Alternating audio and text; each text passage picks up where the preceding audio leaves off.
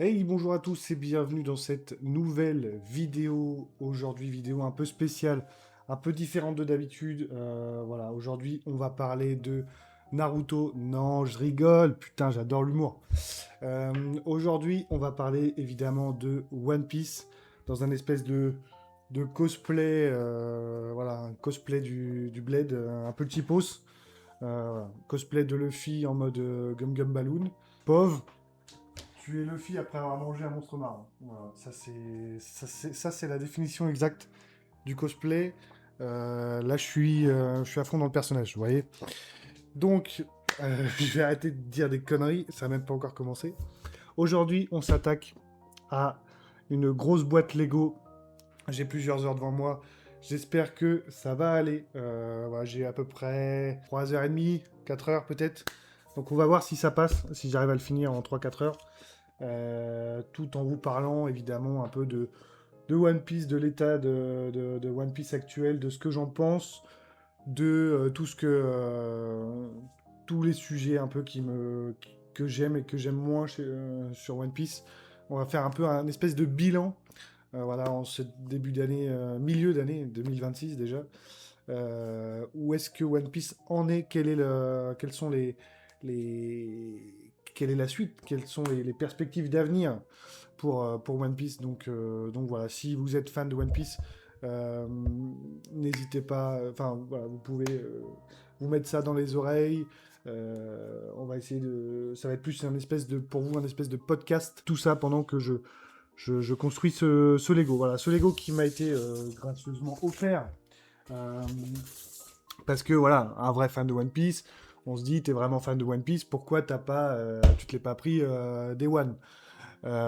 Parce que, on va en parler un peu plus tard, mais le fait est que ce soit estampillé One Piece, Netflix One Piece, ça m'a fait.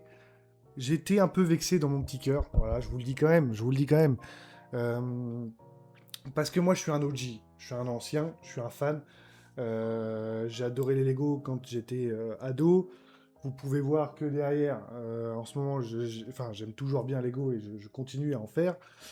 Et le fait est que on n'ait jamais eu de vrai Lego One Piece, et ce n'est toujours pas le cas, hein, ça, et ce n'est pas un Lego One Piece, c'est un Lego Netflix One Piece, ce qui n'est pas la même chose, même si il est vrai que ce set est quand même assez fidèle aux deux univers. Voilà. Il est estampillé Netflix, mais en vrai, il passe assez bien pour les deux. Voilà. Il y a d'autres sets qui sont plus vraiment marqués par rapport à la série Netflix. Celui-là est assez hybride. Et donc, je l'ouvre, voilà, je me le fais à travers cette vidéo, ce qui va me permettre de faire ce format, donc c'est assez sympathique. Et en plus, bon, c'est vrai que quand il est sur une étagère ou dans une vitrine, une fois construit, je pense que tu n'as pas trop le truc de se dire, ouais, il est vraiment marqué série Netflix et pas One Piece. Voilà la raison pour laquelle je me suis pas pris Day One. Je suis quand même content de le faire. Je pense qu'il va quand même claquer. Effectivement, comme je vous le disais, il est assez hybride. Donc ça devrait le faire. Tout de suite, on va passer à l'opening de ce Lego. Voilà, vite fait. J'ai pas pris de couteau, évidemment, parce que je suis hyper bien organisé. Je vais retirer ça hein, aussi, parce que bon, la blague est sympa 5 minutes, mais euh, ça va vite me gratter et me saouler. Tac, tac, tac, tac. J'espère que je vais bien trouver l'équilibre entre vous parler de One Piece et avancer dans la construction. Peut-être que je me fourvoie, si j'ose le mot, sur la durée de construction, ce qui n'est pas étonnant à mon avis. Hein. À mon avis, je me fourvoie complètement. Mais bon. Alors ça, c'est les nouveaux styles de boîte Lego. Avant, il n'y avait pas d'ouverture comme ça par le haut, c'était forcément sur le côté. Et ces nouveaux sachets, un peu, moi, j'avais souvenir un peu de ces sachets. Alors ça va être un espèce d'enfer pour vous au niveau du micro. Je vais essayer de faire pas trop de bruit. Je vais compter le nombre de sachets. On va faire une dizaine de paquets. Plus des trucs en plus. Voilà. Donc je pense que cette vidéo est un échec avant même d'avoir commencé. Mais bon, c'est pas grave. Au pire, si j'ai pas le temps de le finir complètement, Ouah, magnifique. Si j'ai pas le temps de le finir complètement, c'est pas grave. Tant qu'on parle de One Piece, c'est le principal. Je vous montrerai dans tous les cas le résultat final. Il n'y a pas de souci. Ça, je pense que c'est la notice. Hop, on va se mettre ça de côté. On va s'ouvrir cette petite notice. Voilà, avec des petits drapeaux, des petits autocollants. Ça va, j'avais un peu peur parce que j'aime pas les Lego avec 1 milliard d'autocollants. Ça me saoule un peu. Moi, je suis une quiche Lorraine sur tout ce qui est autocollant. Donc voilà, je suis assez content qu'il n'y en ait pas des masses. 2, 3, 4, 5. Ça va tomber au bout de 2 secondes, ça va me saouler. Le 1, je me le garde. 6, 7, 8, 9. Le 10, on va le mettre là pour l'instant. Donc premier sachet. Hop, avec une espèce de gros bouquin bien épais.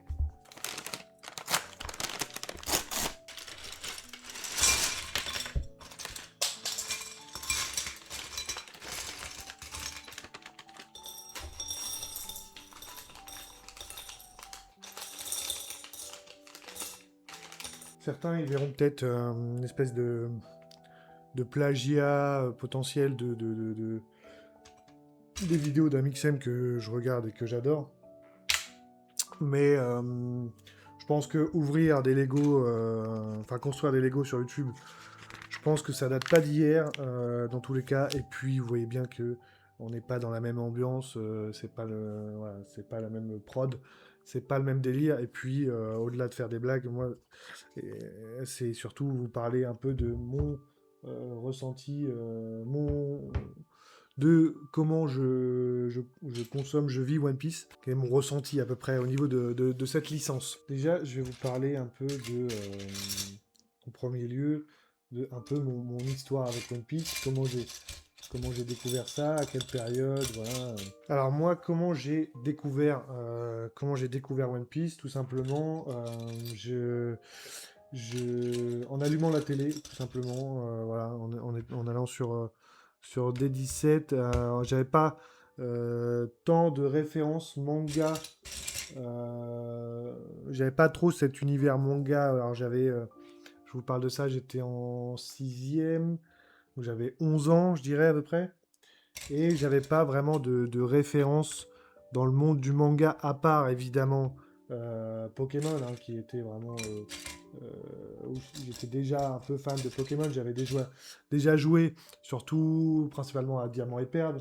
Euh, mais, mais sinon, en termes d'impact, j'avais aussi comme référence Beyblade. Alors, je sais pas si c'est vraiment un manga, c'est plus un animé. Mais voilà, sur Gulli à l'époque, je regardais Pokémon et Beyblade. C'était un peu les deux références japonaises d'animé, enfin voilà, de ce univers un peu shonen, même si là on est plus sur des choses un peu enfantins, orientées pour un public un peu plus jeune. Mais voilà, c'était à peu près les seules références que j'avais. Je voyais des fois sur des chaînes télé passer quelques animés, machin, mais ça m'a jamais trop intéressé. Jusqu'au jour où je suis tombé sur One Piece. À l'époque, il diffusait alors plus, ouais, la fin de Marineford, euh, ainsi que le début euh, du flashback avec Sabo et du début de l'arc de l'île des hommes poissons. Et en fait, donc je voyais ça passer, ça m'arrivait de regarder de temps en temps, euh, mais sans vraiment prendre de kiff, puisque bah, quand tu rentres dans un univers comme One Piece à ce niveau-là de l'histoire, bon, effectivement, c'est pas forcément hyper facile de rentrer dans le délire. Donc voilà, j'avais pas trop l'envie de m'intéresser à ça. Puis j'avais une bande de potes qui regardaient aussi, on regardait à peu près les mêmes choses en même heure. Je pense que le fait que Gulli, les dessins animés n'arrivaient pas tout de suite, peut-être qu'on regardait les clips de musique avant sur la 17 et du coup, des fois, ils passaient, au lieu de des clips de musique, ils passaient One Piece. Donc j'avais plusieurs potes qui regardaient One Piece, qui étaient assez fans, et qui parlaient de ça dans la cour d'école. Je me rappelle, après j'avais 10-11 ans, j'étais un enfant. Mais on jouait, enfin ils jouaient à...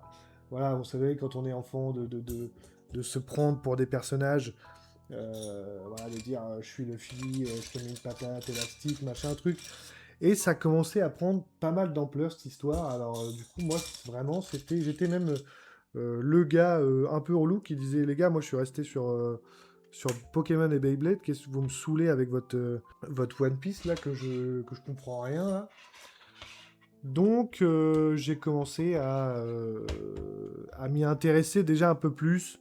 Il y a eu un moment où j'ai vu Luffy mettre un Elephant Togen, je sais plus contre qui, contre le poulpe, je crois, contre le poulpe géant dans l'animé. Voilà. Il y a un moment, il met un espèce d'Elephant Togen.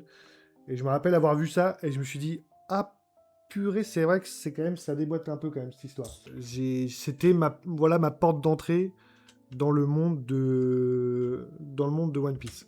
Ensuite, tout en continuant à regarder un peu l'arc des îles des hommes poissons, même si le rythme de diffusion à cette période de One Piece sur la 17 était vraiment... Bah, déjà l'animé et surtout déjà l'île des hommes poissons est très très lent. Et en plus, D17 avait la bonne idée enfin, la 17, je sais plus si c'était D17 ou C17 ou C-Star à l'époque, je sais plus, enfin bref, ça a eu un peu tous les noms sur cette chaîne. Mais en gros, ils avaient la bonne idée de diffuser genre 3 épisodes. Et les 2 premiers épisodes étaient des épisodes qui étaient déjà diffusés la veille. Ce qui faisait que sur 3 épisodes, t'avais qu'un seul épisode nouveau par jour. Et puis, quand ils avaient fait le tour, ils revenaient à peu près au début, quoi. Et du coup, voilà, j'ai eu un peu voilà, le délire un peu Vanderdecken, Shirahoshi, tout ça en boucle. Mais je sortais pas trop de cette ambiance-là, quoi. Puis, ensuite, est arrivé mon anniversaire et mon pote qui était lui, pour le coup, à l'époque, vraiment beaucoup plus fan de One Piece que moi, hein, qui lui avait déjà acheté quelques mangas, avait déjà regardé un peu plus l'animé sur Internet, sur son PC, voilà. Il avait déjà un peu plus de lore, il m'expliquait des choses dans l'univers de One Piece, voilà. Il m'expliquait pas mal de trucs, quoi. Et puis, il m'offre... alors, je sais pas, il aurait pu m'offrir le tome 1, mais il s'avère qu'il m'offre le tome 16, je crois, ou 17, je sais plus, mais je crois que c'est le tome 16 ou 17, je sais plus, bref. Il m'offre ce tome-là qui se passe à Drum, où on voit Luffy combattre Wapol, tout ça. Et là, je me dis, ah ouais, mais l'animé, c'est... Déjà, à cette époque-là, je me dis, ah ouais, l'animé, c'est un peu relou, c'est un peu chiant. Mais le manga, là, je me le suis dégommé en 1 heure à peine. Et vraiment, j'ai kiffé. Donc, alors, pareil, si j'avais été intelligent à cette époque-là, j'aurais pu me dire, bon, bah, je vais reprendre tout depuis le tome 1. Pour dire, voilà, je me lance dans le délire à fond, quoi. Mais non, j'ai pris le tome d'après. Donc j'ai fait 16, 17, 18, 19, 20. Et je crois que c'est arrivé au tome quasiment 26, 27, vers Skypiea, où je me suis dit, attends, il y a trop de trucs que je comprends pas là. Il y a trop de... voilà, il y a des persos, machin, des trucs que je capte pas tout à 100%. Il serait peut-être temps que je rattaque plus bas, quoi. Je rattaque niveau 1, tome 1, quoi. Donc voilà, à l'époque, je tannais ma mère pour qu'elle m'achète des tomes de One Piece. Et elle se disait, waouh, mon fils veut lire un bouquin. Mais carrément, faut que je joue au loto. Parce que voilà, ils ont essayé. Alors, pour l'historique, j'avais eu hein, dans mon enfance un peu de difficultés. Je ne suis pas dyslexique ni dysorthographique, mais j'ai toujours eu une difficulté avec l'orthographe un peu, mais aussi la lecture, même si à cette époque-là, ça commençait à s'améliorer. Mais voilà, j'avais quelques difficultés et les profs de l'époque le disaient à mes parents lui disaient faites-lui lire des bouquins et essayez de. Et quand ils ont essayé, voilà, avec plusieurs choses, ça m'a jamais plu. J'ai toujours laissé les bouquins de côté pour aller jouer avec les copains ou je sais pas quoi. Faire juste autre chose que lire. Même rien faire était plus amusant que lire pour moi à cette époque-là. Donc effectivement, quand c'est moi-même qui ai dit à ma mère, tu pourrais m'acheter tome numéro tant de One Piece, machin. Alors même si c'était de la bande dessinée et que c'était pas vraiment voilà, c'est de la lecture, mais bon, ça reste de la BD, mais bon, ma mère a dit, je prends, all-in, il n'y a pas de souci, vas-y, on y va, surtout qu'à l'époque, les mangas étaient autour, si je me souviens bien, on était à peine à 6 euros, je crois, qu'on frôlait les 6 euros. Aujourd'hui, on frôle plus les 8 euros, hein, il me semble. Hein, mais bon, ça dépend les boutiques et tout, mais on est plus vers ce prix-là. Mais bon, du coup, voilà, ma mère a foncé dedans. Moi, ça m'a régalé puisque du coup, j'ai pu enchaîner un peu tous les tomes de One Piece. Tout One Piece jusqu'à en bouquin. J'enchaînais les. En fait, j'ai enchaîné les bouquins. Et en plus, en parallèle, j'ai attaqué l'animé, mais épisode 1 aussi, quoi. Et donc, je me suis fait les mangas, l'animé, tout, j'enchaînais tout, voilà. Des fois, je rattrapais avec l'animé. Non, je crois que j'étais toujours un peu plus avancé dans le manga que dans l'animé. Jusqu'à ce que j'arrive à être à jour au niveau du début de Dressrosa, voire même Punk Hazard. Euh, et pareil, l'animé, j'ai commencé. Alors, j'étais jeune, hein, j'avais 12, 13, 14 ans. Moi, j'ai regardé One Piece en français et jusqu'au jour où je suis tombé vers les premiers épisodes je crois, le tout début de Dressrosa où bah, c'était en japonais. Et je me suis dit, oh non, trop bizarre et tout. C'est pas possible, j'ai pas regardé en japonais, n'importe quoi.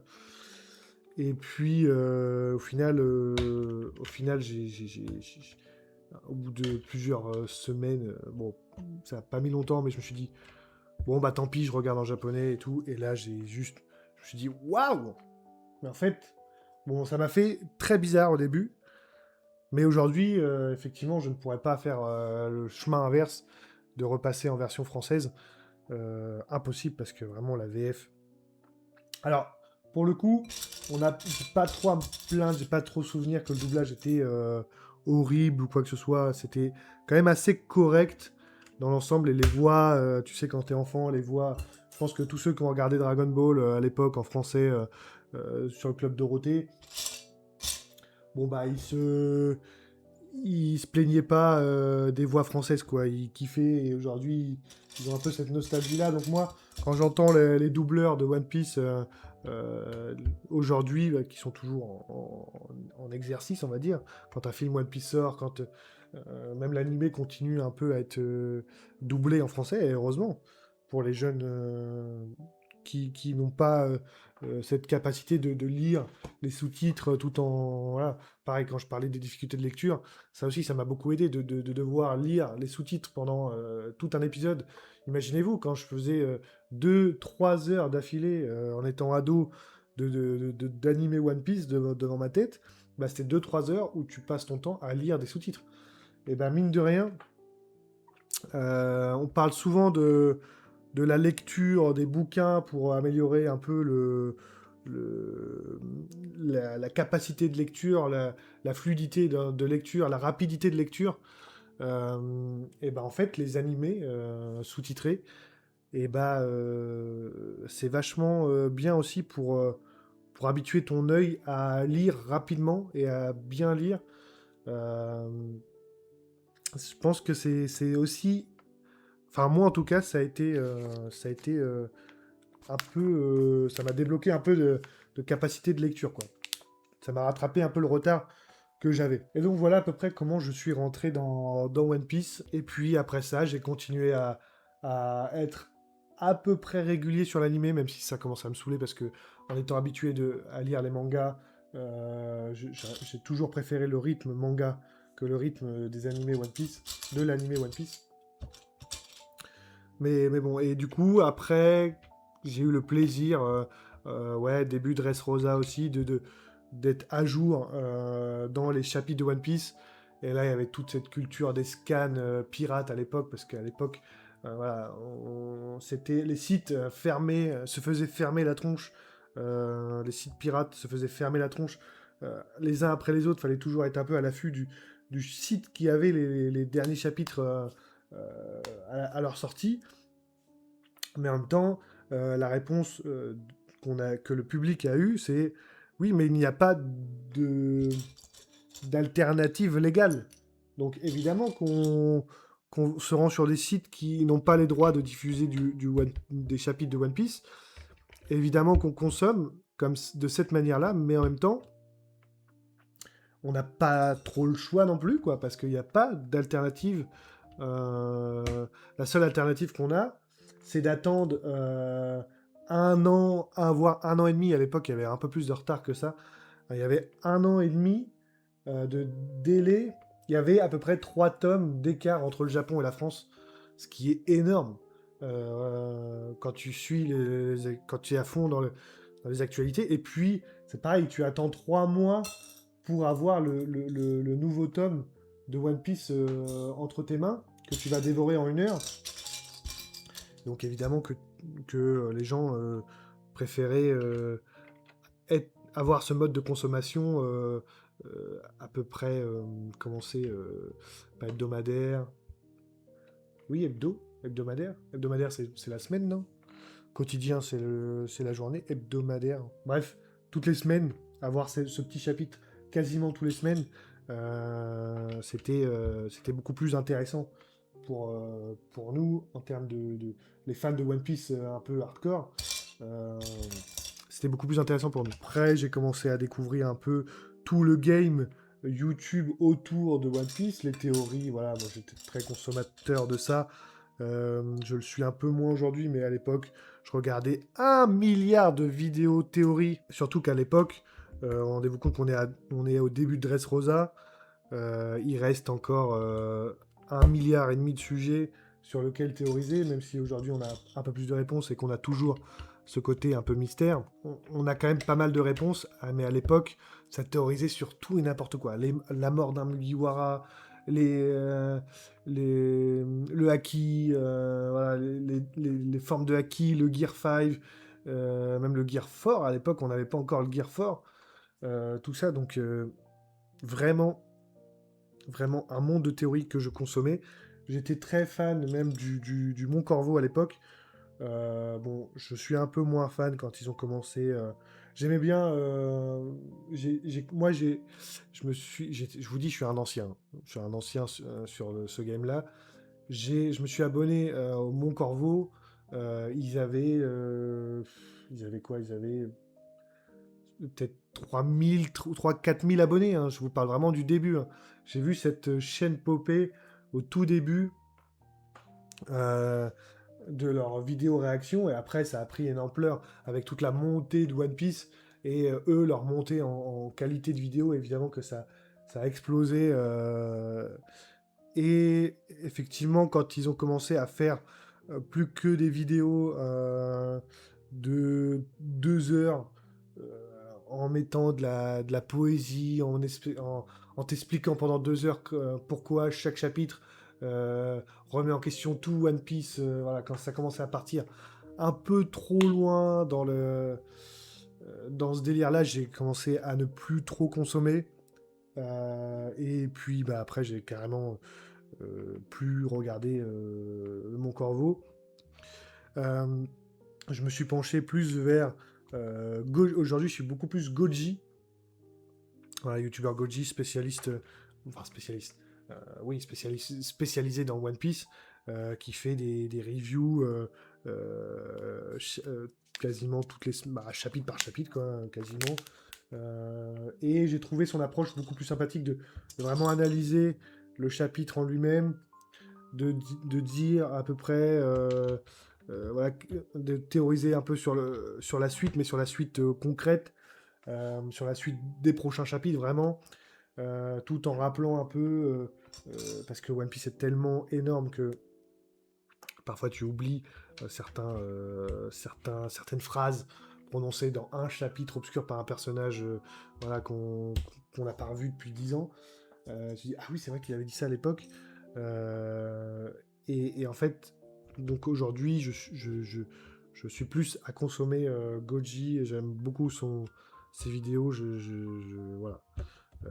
Et je reviendrai peut-être un peu plus tard dans cette vidéo, mais heureusement qu'il est là aujourd'hui, parce que c'est un peu lui qui continue à me faire un peu monter la hype, continue à me rendre One Piece toujours un peu vivant.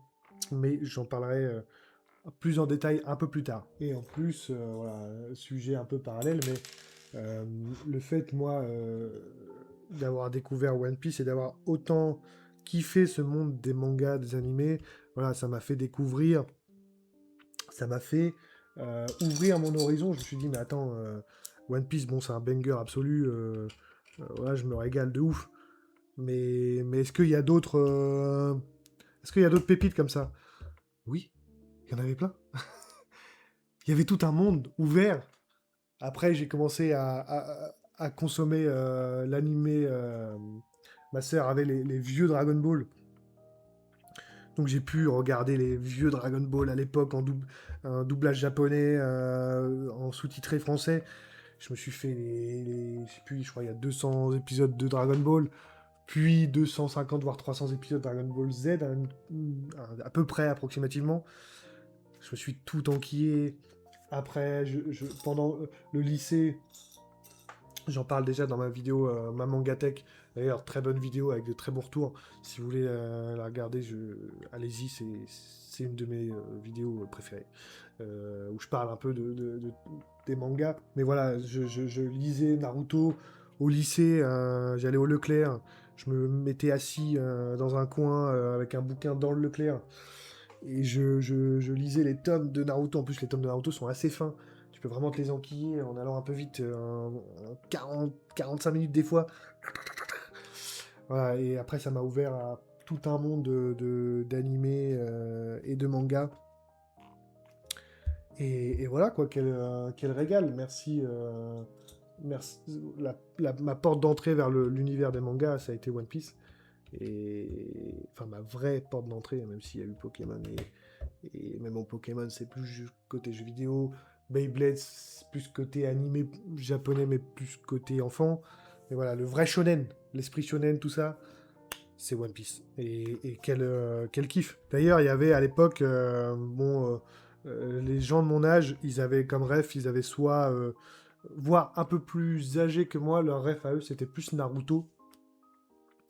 Et One Piece aujourd'hui est très très très populaire et a un peu montré sa supériorité, si on peut appeler ça. Après, c'est subjectif, chacun ses goûts, mais je veux dire, en termes de popularité brute aujourd'hui, même si Naruto, ça reste très très fort, et c'est génial Naruto, moi j'adore Naruto, je suis fan aussi, mais on va pas se mentir, One Piece aujourd'hui, en termes d'impact, en termes de, voilà, voilà, il y a la série Netflix, même s'il va y avoir un live action aussi, Naruto, on en parlera au temps voulu, quand ça sortira, j'espère. Mais, je veux dire, culturellement, Dragon Ball a marqué toute une époque, a été un peu le banger absolu, incontestable.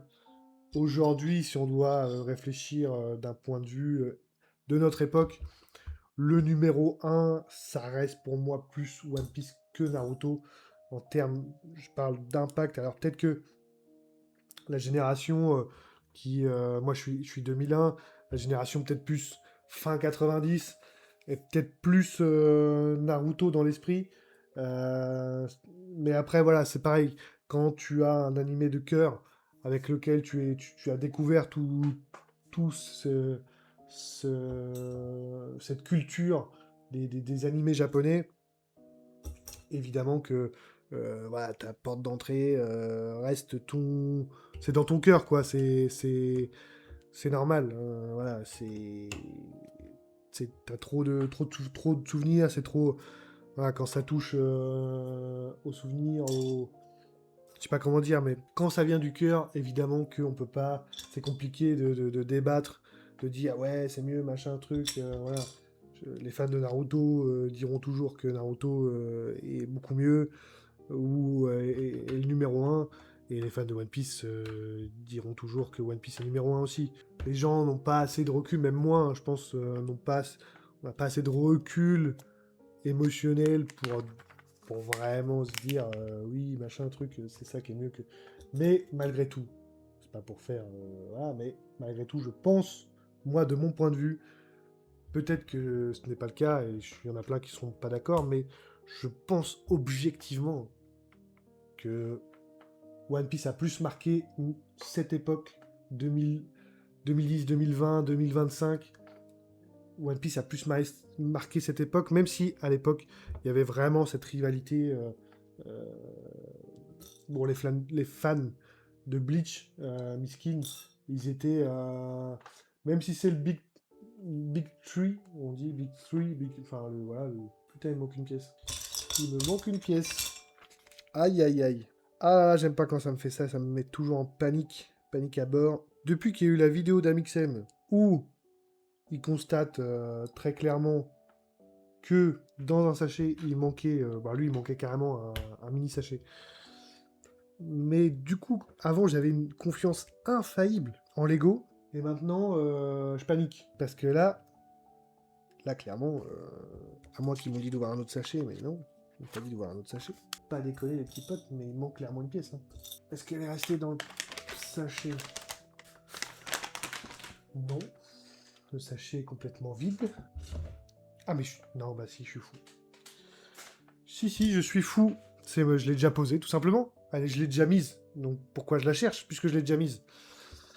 Ah là, bref. C'est compliqué des fois. Hein. Qu'est-ce que je disais? Je sais même plus.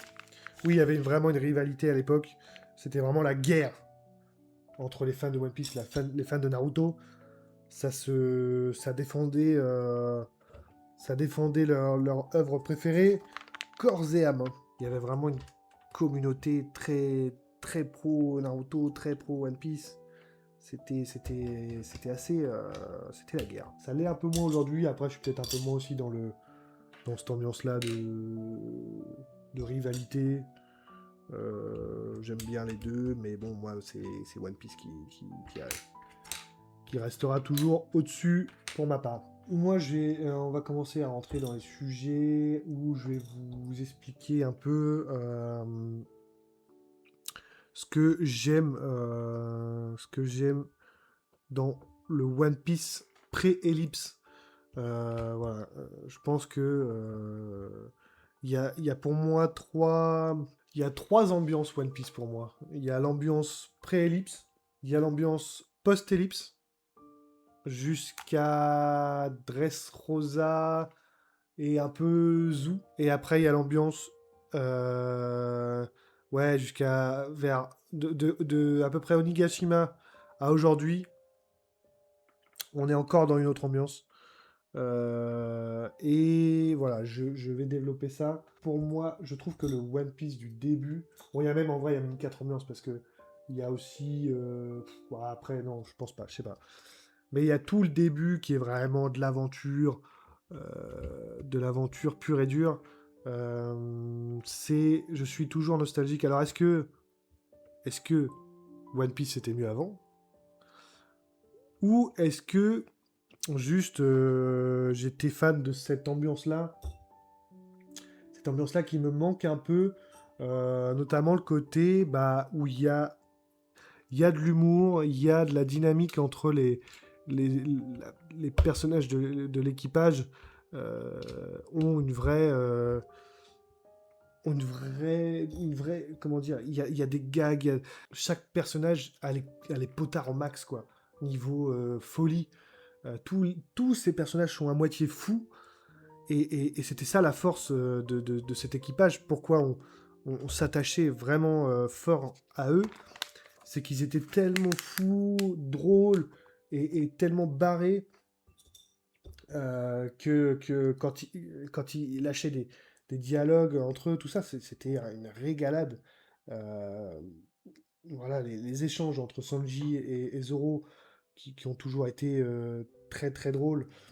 Même Nami qui se fait respecter, qui fracasse Luffy, Chopper qui est vraiment une espèce de gamin crédule qui croit à tout, Usopp qui a peur du moindre truc. Enfin, il y avait tellement de personnages, ils étaient vivants dans leur folie en fait.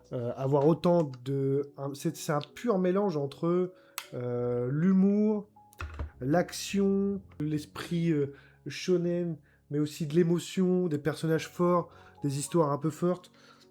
Tout le One Piece pré-ellipse a vraiment un côté où moi ça atteint pour moi à mes yeux une espèce de d'œuvre parfaite quoi. Il y a des passages hyper badass, c'est tellement varié, il y a des décors, les îles changent, les ambiances changent, il y a des nouveaux personnages qui sont de plus en plus barrés, loufoques, mais aussi tu te rends compte que plus le personnage est barré et loufoque, plus souvent il en a chié.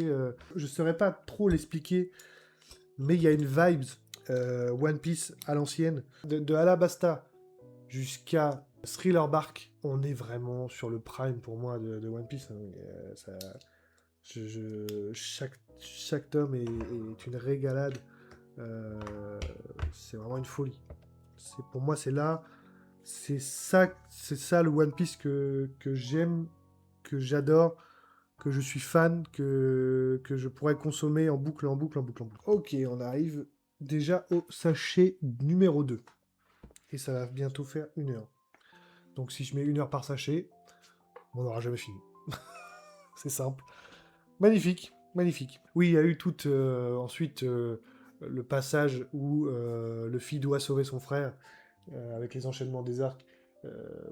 Amazon Lily. Bon, déjà, il y a déjà un ton un peu plus sérieux à partir du moment où Luffy perd, entre guillemets, tous ses camarades, ou en tout cas n'arrive pas à les défendre. Il se sent vraiment faible face au pacifista et à Bartholomew Kuma. Et on a tous cette quête, là où, juste avant, un arc, un ennemi, un objectif. Là, on commence à avoir une quête qui au-delà de la quête du One Piece en général, mais là, on commence à avoir un arc, enfin, en tout cas, une quête sur plusieurs arcs.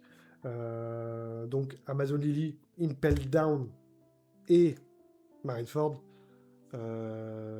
Et là, on est sur un ton beaucoup plus sérieux, même si on garde un peu ce côté loufoque, notamment avec Baggy dans la prison et pendant Marineford. On arrive toujours, il y a toujours un peu d'humour, hein, toujours un peu de cette folie, mais on est sur un ton beaucoup plus grave, évidemment. Et à cette époque-là, ce n'est pas gênant, ça reste incroyable puisque ça ne m'empêche pas, enfin, je n'ai pas trouvé que le sacrifice de mettre moins d'humour était un mauvais sacrifice dans le sens où ça a apporté plus de place à le côté dramatique de la situation où vraiment, voilà, Ace va mourir. Les gars, si vous êtes ici, je considère que c'est pas du spoil. Si vous avez vu 5 chapitres de One Piece, vous avez rien à foutre ici. On parle One Piece pendant 1000 ans. Donc voilà, je spoil allègrement. Je pense qu'aujourd'hui, voilà, c'était Marineford, c'était il y a 15 ans. Je pense qu'on peut se permettre d'évoquer le sujet. Ace va mourir, il faut aller le sauver. Et on a tout ce côté, ok, là, on rigole beaucoup moins parce qu'il y a une urgence, il faut y aller, mais ça reste toujours incroyable. Et on arrive à un apogée à Marineford avec une réunion de plein de personnages, un Barbe Blanche, Ace, Crocodile, Mihawk, les Shichibukai, les grands corsaires pour les OG. C'était vraiment incroyable. Toute cette période-là, c'est le One Piece que je surkiffe le plus. Allez, avant de faire le prochain sujet, On s'attaque au deuxième sachet. Potentiellement, cette vidéo, elle peut durer 4h30. J'ai aucun problème avec ça. À part que je vais en chier un peu sur le montage. Rien à foutre. Là, on parle de One Piece, il n'y a pas de calcul.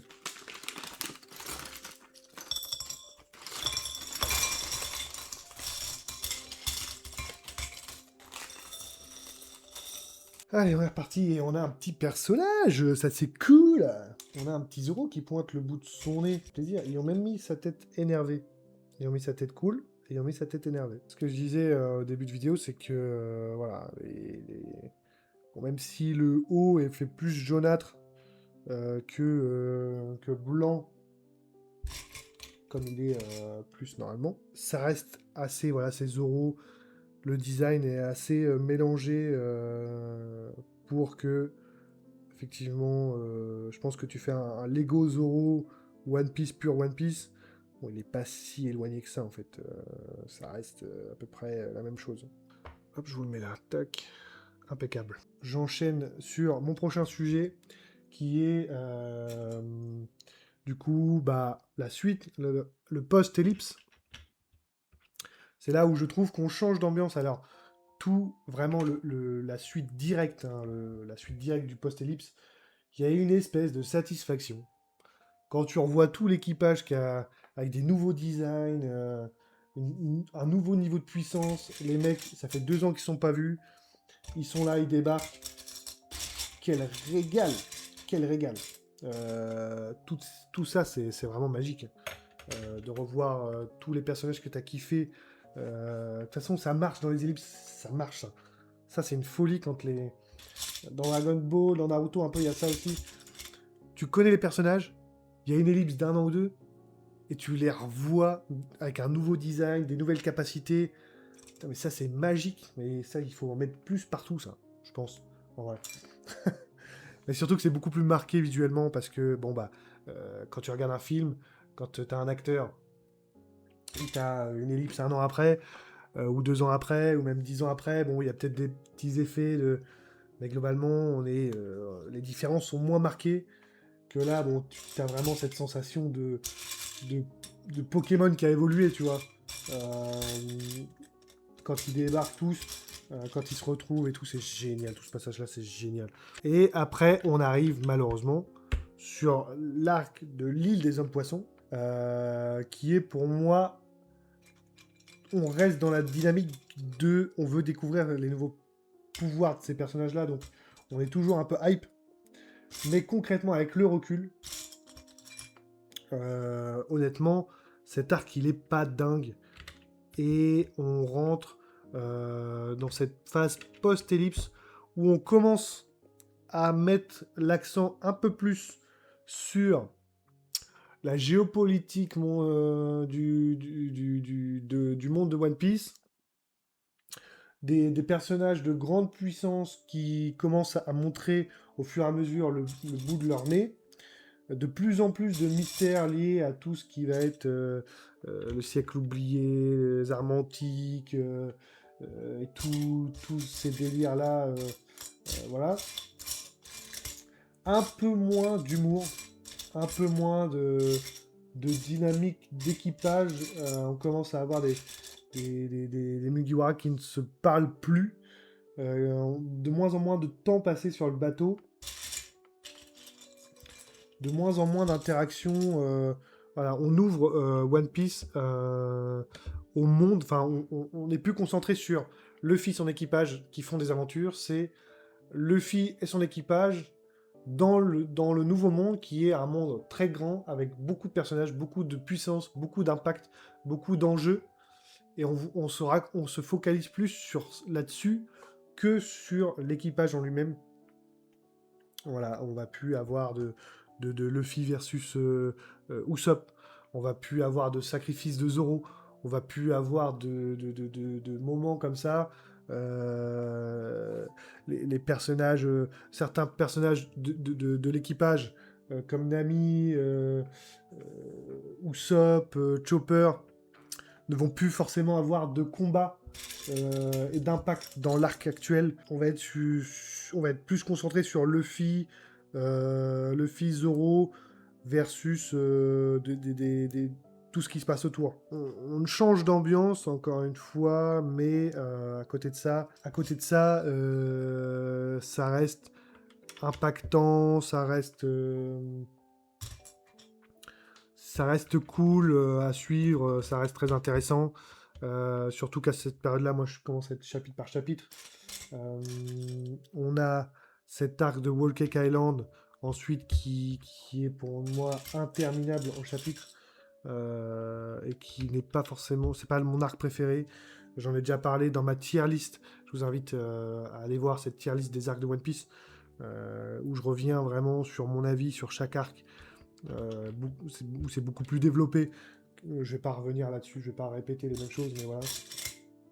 Mais pour parler un peu plus de l'ambiance générale, ambiance de toute cette phase-là, que je trouve toujours sympathique, mais j'avoue un peu moins que le Prime qui était le post-ellipse, le pré-ellipse. Et on va commencer à partir de Wano à rentrer dans le One Piece actuel. Alors Wano ça va encore, mais après c'est encore pire. Le One Piece actuel qui est déjà à gagner grandement en popularité, d'un point de vue extérieur, d'un point de vue de l'œuvre, où surtout on commence à s'intéresser à autre chose que Luffy et son équipage.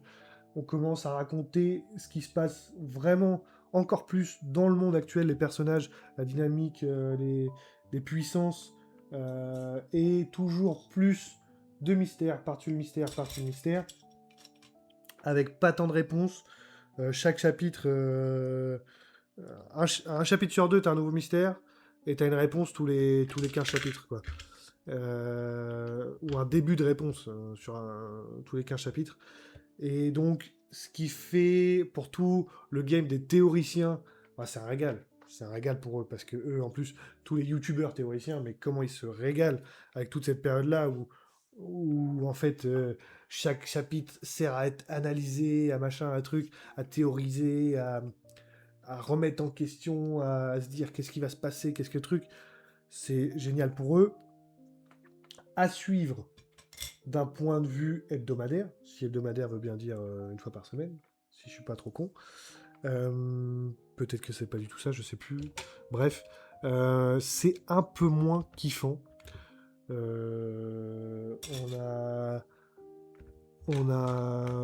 je ne prends plus autant de plaisir qu'avant à lire tous les dimanches. Ouais, je me suis surpris il y a quelques...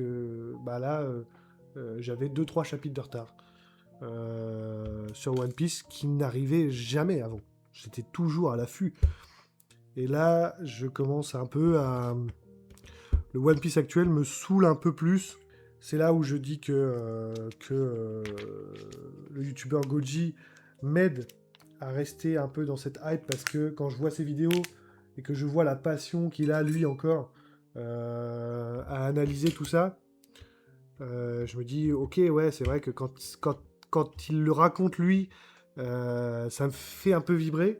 Mais le problème, c'est que quand je lis un chapitre aujourd'hui, alors peut-être que je me lasse un peu, peut-être que je sais pas, peut-être que je sors un peu de cette hype, mais je trouve que c'est moins... Déjà, il y a plusieurs sujets. Il y a la fluidité de lecture. Voilà, on va pas se mentir, Oda est un génie, y a pas de problème. Je vais pas remettre en cause ça, mais faut avouer aussi que dans le découpage, dans les dessins, dans la mise en scène, on est très très loin de toute cette justement pré-ellipse, où je trouve que dans le manga, au niveau de la pré-ellipse, on prenait le temps de nous faire des cases, des belles cases qui nous mettaient des claques dans la tronche.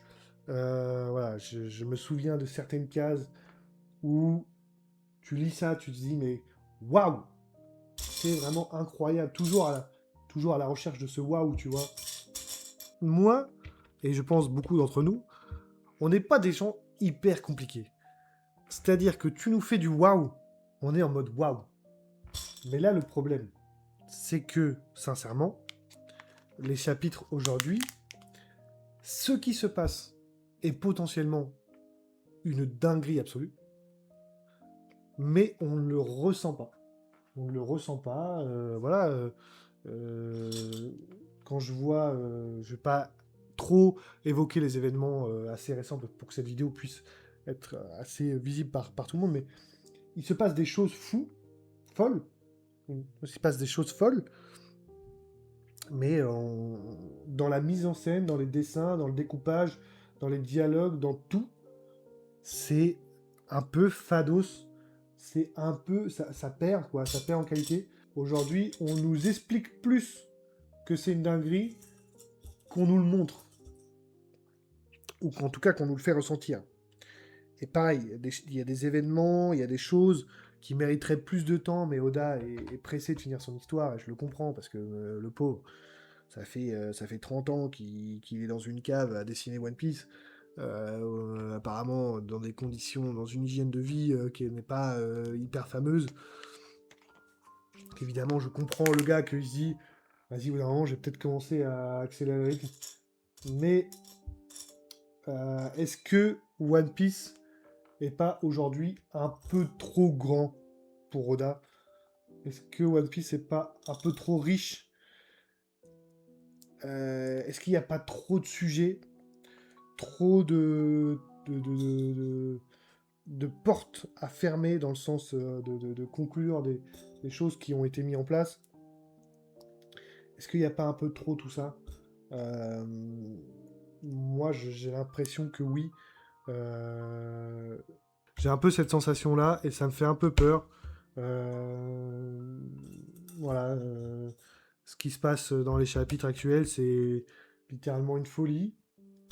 Mais j'ai ressenti plus de choses quand on m'a expliqué le flashback d'un certain personnage euh, qui, pour indice, un rapport avec le bateau de Barbe Noire, voilà, pour vous donner un indice. J'ai plus... J'étais un peu plus... Tu vois, ça m'a fait kiffer. Et mais le problème aussi, c'est que ce flashback-là, il a duré très longtemps. En termes de chapitres, c'était, je pense qu'on en a eu pour quasiment un an, hein, franchement. Faudrait, ou alors c'est moi qui, je sais pas, je dis peut-être une bêtise, mais en tout cas, c'était une longue période. Et bah derrière, ce qui fait que quand on est revenu à Luffy, et bah moi je savais même plus qu'est-ce qu'il foutait là, c'était quoi les enjeux, c'était quoi le... Et on a toujours bah, cet équipage qui est mis de côté, les interactions qui sont... voilà, Jinbei a rejoint l'équipage. Qu'est-ce qu'il a apporté? Rien. Il a concrètement rien apporté hein, depuis qu'il est là. On était content parce que c'était teasé depuis longtemps et tout, qu'il a rejoint l'équipage. Sincèrement, qu'est-ce qu'il a apporté? Maintenant, il est là. Comme tous les autres. Ils sont là. Ils sont là et on va pas les virer de l'équipage, donc on essaye de les caser quelque part dans l'intrigue et de faire des sous-intrigues pour qu'ils agissent d'une manière ou d'une autre dans l'histoire, mais on sent que c'est plus aussi fluide qu'avant. Et on n'a pas le temps de s'attarder sur eux, quoi. Et du coup, bah voilà, aujourd'hui c'est Luffy Zoro versus un peu Sanji versus le reste du monde, quoi. En fait, il y a aussi le fait que Egghead, j'en attendais rien, j'étais assez pris dedans. Elbaf, j'en attendais énormément, mais c'est ça aussi le problème de teaser des choses très longtemps en avance, c'est que du coup tu te montes une espèce de hype pour tout ça. Hype qui redescend complètement. Enfin, en fait, l'arc n'est pas à la hauteur de cette hype, quoi. Et du coup, moi, pour le coup, Elbaf, aujourd'hui, malgré toutes les folies qu'on a eues, je sais pas. C'est pas ce que j'imaginais. C'est pas ce qui pourrait potentiellement relancer la machine. Ce serait peut-être une ellipse si les Mugiwara sont obligés de rester sur Elbaf ou quoi, s'entraîner ou je sais pas quoi. Si on nous fait un peu une ellipse, peut-être que ça permettrait de me relancer un peu dedans, mais j'avoue que, en ce moment en tout cas, je suis un peu moins dans le délire. Je vais vous parler aussi de mon tatouage. Alors, au-delà du fait qu'il m'a fait mal, comme tous les tatouages, ça fait mal, mais c'était l'un des premiers, on va dire, le bras que j'ai, ça a commencé, j'ai commencé par la main. J'ai pas descendu, j'ai monté, moi. Donc j'ai commencé par la main. Ça me tenait vraiment à cœur de faire un tatouage sur One Piece. Alors sur la main, certains trouveront ça débile, puisqu'on peut très bien faire un tatouage One Piece, se faire un tatouage One Piece ailleurs que sur la main. Mais je sais pas, moi je le voyais bien ici, j'aime bien, je le regrette pas. C'est vrai que il peut parfois repousser, ça a plu, notamment au niveau de mon travail. Ça aurait pu, heureusement que j'ai tombé sur quelqu'un qui était assez ouvert d'esprit, mais j'ai su par la suite que c'était un frein à mon embauche. Voilà, on est quand même dans une mentalité, c'est quand même une folie. Hein. On vit dans un monde où un tatouage de tête de mort sur la main peut faire en sorte que tu n'aies pas ton travail. Donc bon, après, je peux comprendre vis-à-vis de la relation client, tout ça, mais bon, je pense que c'est une mentalité assez ancienne. Mais bon, bref, je vais pas m'attarder sur le sujet. Et donc, je comprends. En fait, je comprends ceux qui me disent mais t'es fou d'avoir fait ça. Moi, je leur dis oui, ouais, carrément. Mais je le fais parce que j'en ai envie. Donc, je l'ai fait. Et aujourd'hui, je ne regrette pas du tout ce tatouage. Il me permet des fois même, je reçois quand je vais au restaurant ou n'importe quoi, dans n'importe quel contexte, quand je parle avec des gens que je ne connais pas, ça m'arrive qu'ils me disent... des fois, je tape 1 heure de discussion avec quelqu'un et à la fin, il me dit, au fait, pas mal ton tatouage. Et je lui dis, ah, dis-le plus tôt. Comme ça, on aurait pu parler de One Piece. Je savais même pas que...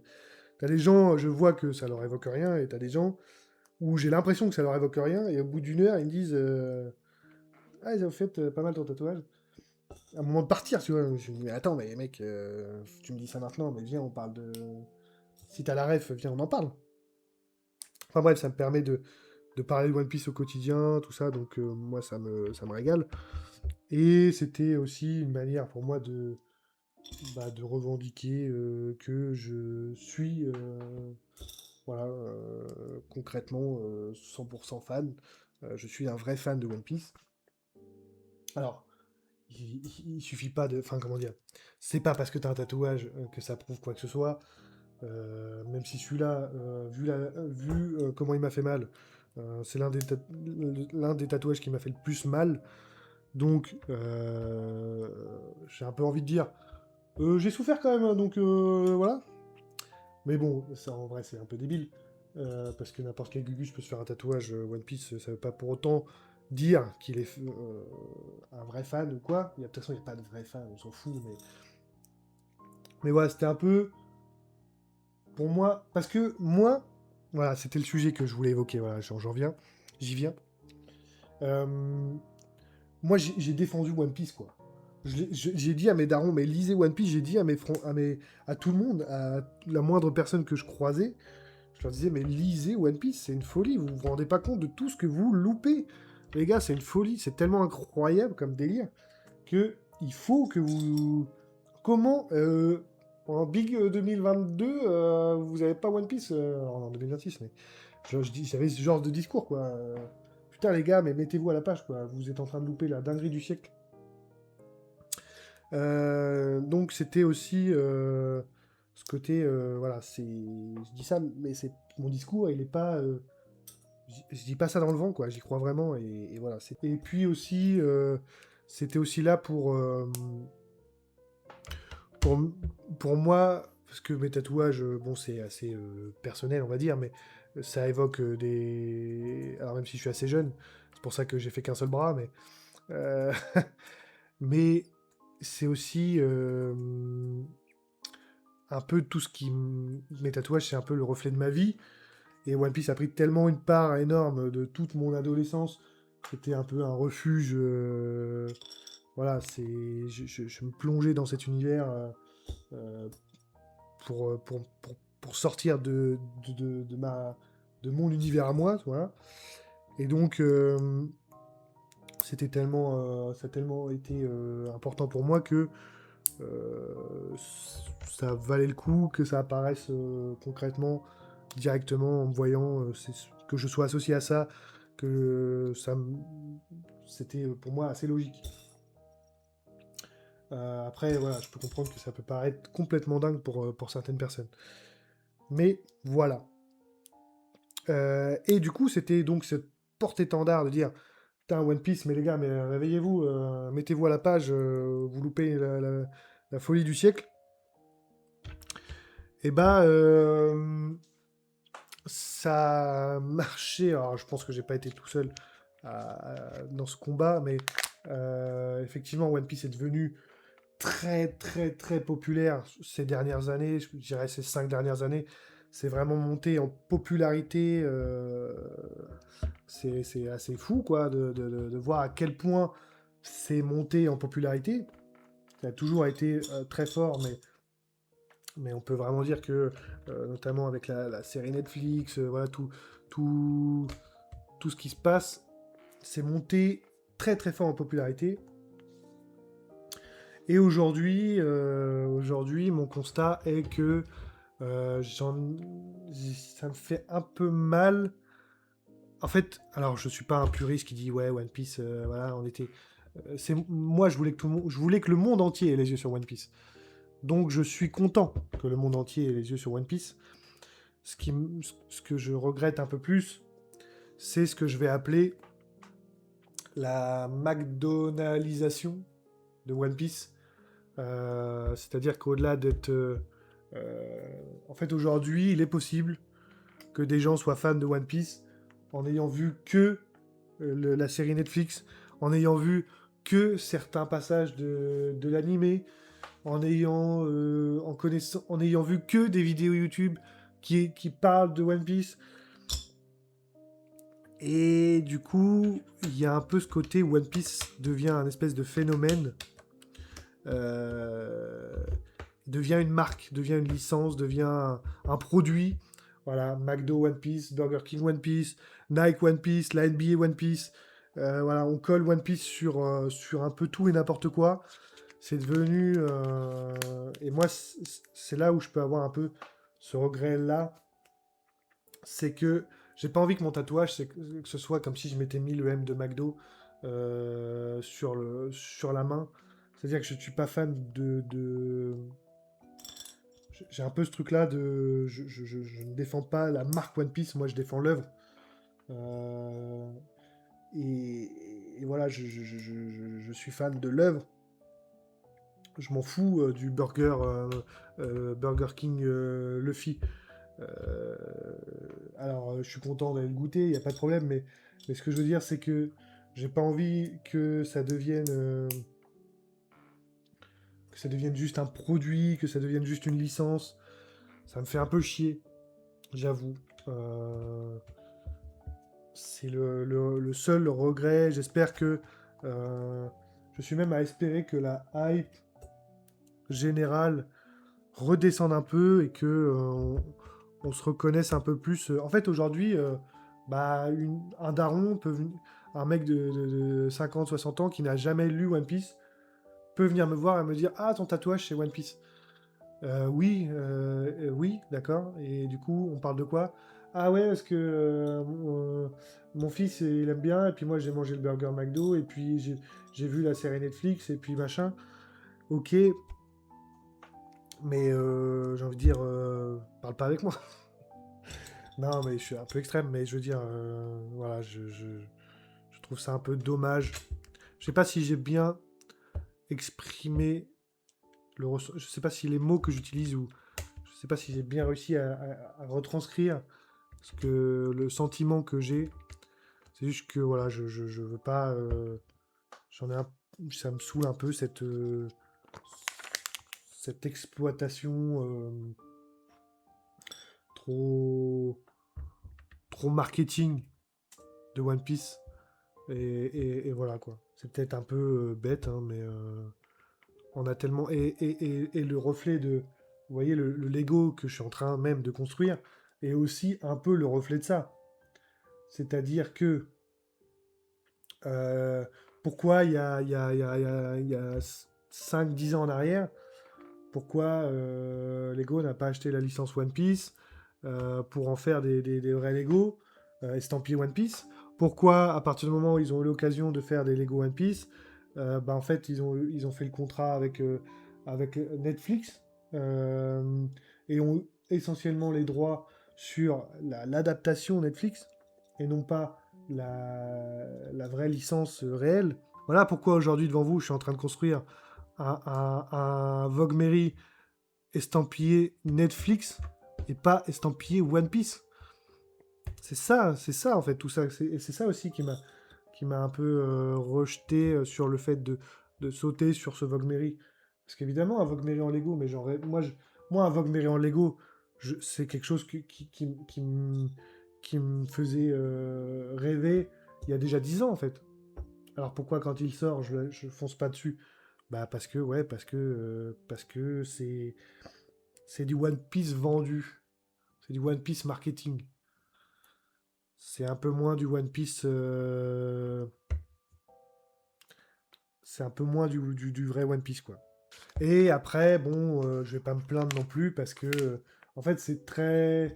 C'est un ressenti, mais en même temps, je peux pas non plus le revendiquer à 200% dans le sens où, troisième sachet, où on en a voulu aussi, quoi. On a voulu que One Piece soit ouvert au monde, que tout le monde ait les yeux rivés sur One Piece. On a voulu aussi une bonne adaptation live action. Bon, en soi, moi, c'est pas quelque chose que j'ai toujours rêvé, un live action, puisque en fait, le format principal, que ce soit le manga ou l'adaptation animée, je suis plus attiré par un remake, un beau remake avec une belle animation de l'animé One Piece qu'une série live action. Après, la série est assez globalement sympathique à regarder. Voilà, un peu plus fan de la saison 2 que la saison 1, même si il reste des défauts, mais bon, c'est pas grave. Je vous invite, encore une fois, on en a parlé sur cette chaîne YouTube, d'aller voir. Voilà, ma chaîne YouTube, je fais des reviews de films, mais ça ne m'empêche pas de parler de One Piece. Voilà. Euh, donc on en a parlé de cette série Netflix, surtout de cette saison 2. Donc n'hésitez pas à aller voir cette vidéo si elle vous intéresse. Hop là, troisième sachet.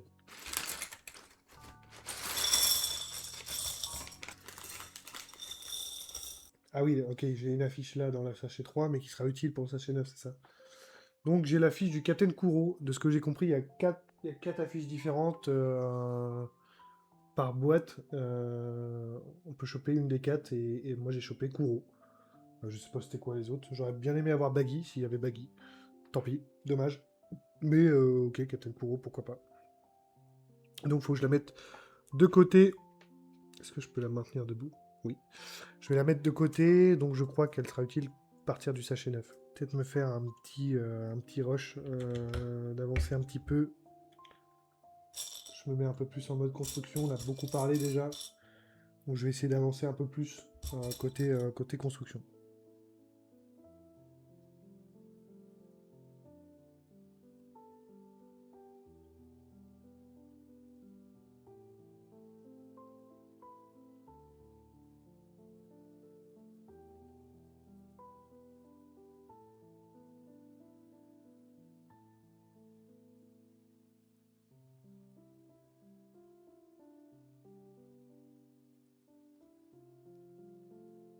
4e sachet.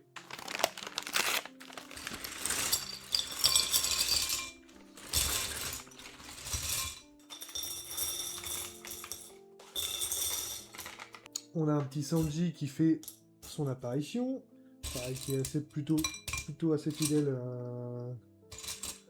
des deux versions du personnage. Alors, on va pouvoir commencer à parler d'un sujet important. Je vais vous parler un peu de la fin de One Piece. Alors, dans un premier temps, ce que j'imagine un peu pour la fin, hein, donc c'est de la pure théorie, donc pas de spoil. Je vais pas trop évoquer, même si, bon, forcément, ça va être lié un peu aux événements qui se passent, mais je vais pas trop évoquer ce qui est concret en termes de spoil.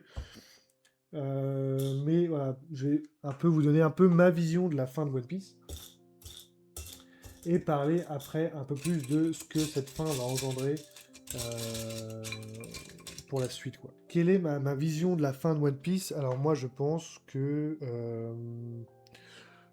la fin ça va être déjà je pense qu'il y aura je pense et j'espère ça pourrait être bien qu'il y ait une nouvelle ellipse, que les personnages regagnent un peu en puissance, que le camp adverse ait peut-être une espèce de domination totale sur le monde, que voilà, qu'il y ait au-delà de juste défaire les puissances actuelles, je vois bien les méchants mettre à mal le monde, plonger le chaos ou quelque chose, et pour que Luffy soit vu comme un dieu libérateur, un dieu. Parce que là, en fait, en soi, bon, il y a les dragons célestes, il y a quelques peuples qui sont opprimés, mais il y a aussi plein d'îles où on a vu que, bon, bah, globalement, la vie suivait son cours et qu'on n'était pas non plus dans. Même si tout ça est chapeauté par quelqu'un là-haut, euh, c'est pas non plus. Il y a des peuples qui le vivent assez bien, on va dire. Enfin, en tout cas, euh, pas au point d'attendre un libérateur, une espèce de héros qui viendrait les sauver. Donc voilà, moi je pense que il va y avoir à un moment donné euh, une suprématie, un truc un peu dictatoriel, enfin je sais pas comment dire, mais euh, je sais même pas si c'est français, mais bref, voilà, d'avoir une menace qui est assez concrète et pesante sur l'environnement, sur l'ensemble de l'environnement du monde de One Piece, quoi. Je pense qu'il va y avoir ça. Et je pense que donc Luffy et son équipage et ses alliés vont libérer un à un les territoires, les emplacements stratégiques où sont basées un peu toutes les puissances qui maintiennent cette terreur, ce monde de terreur. Moi, je pense que le méchant final, euh, pour moi, c'est Barbe Noire. Puisque c'est quand même lui qui est dans tout ce qu'on a vu tout au long de One Piece, qui est l'opposé un peu de Luffy. Il est un peu son contraire. Il représente les ténèbres, alors que Luffy représente la lumière. Donc, je pense pour moi, même si on a tout ce personnage voilà, de Imu, roi du monde, je pense que il est trop récent, ça peut pas être lui, le vrai méchant final, le vrai combat ultime de tout, le combat qui marque vraiment la fin de One Piece. Je pense que ce sera pas Imu, ce sera pour moi Barbe Noire. On a aussi Akainu, alors bon, on n'y croit plus parce que voilà, Marineford c'est quand même lui qui tue Ace. Donc je pense, moi je m'étais dit qu'il y aurait un moment où Luffy prendrait sa revanche sur lui. À l'époque c'était un peu entre lui qui était responsable de la marine, machin, enfin le directeur général de la marine. Je pensais que c'était lui qui allait qu'était à l'époque, hein, je parle, un potentiel méchant final. Bon, aujourd'hui, même en termes de puissance, je pense qu'il fait un peu pas de figure. Pour moi, ce sera vraiment Barbe Noire. Même tout son équipage, il est vraiment construit pour répondre à l'opposition, en opposition à l'équipage de Luffy. Donc c'est trop évident, enfin c'est pour moi quasiment sûr. En tout cas, ce serait dommage que ce soit pas lui le vrai méchant, la vraie menace finale. Surtout qu'il est aussi impliqué, hein. C'est lui qui a vendu Ace à la marine, donc il est aussi impliqué. Même le fait qu'il ait 2 fruits du démon, il y a trop de... Même tout son lien, voilà, avec un peu les informations qu'on a eues récemment, tout son nouveau lien avec tout ce qui est ancien, euh, ça peut que être lui le méchant final. Et donc je vois bien, voilà, comme je disais, tout ce monde peut-être enfoui dans les ténèbres, je sais pas de quelle manière, bref, avec quel pouvoir ou quoi que ce soit, mais je vois bien cette menace pesante des ténèbres qui s'abattent sur le monde devant l'accès devant le secret du One Piece. Il y aura ce combat pour libérer le monde.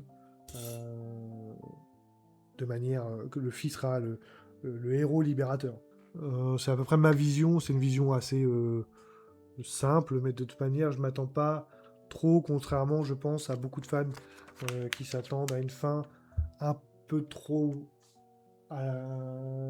qui referme un peu trop de portes en même temps ou quoi.